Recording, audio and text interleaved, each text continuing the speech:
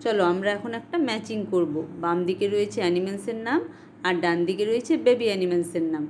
বাম দিকে কী আছে? ডগ। ডগের বেবিকে আমরা কী বলি? ডগের বেবিকে আমরা বলি পাপি। ওকে, তাহলে ডগের সঙ্গে পাপি ম্যাচ করলাম। তারপর রয়েছে গোট। গোটের বেবিকে আমরা কী বলি? গোটের বেবিকে আমরা বলি কিড। তাহলে ডান দিকে রয়েছে কিড। আচ্ছা, তারপর কী আছে? ক্যাট। ক্যাটের বেবিকে আমরা কী বলি? ক্যাটের বেবিকে বলি কিটেন। তারপর রয়েছে হেন। হেনের বেবিকে আমরা কী বলি? হেনের বেবিকে বলি চিক। তারপর রয়েছে হর্স।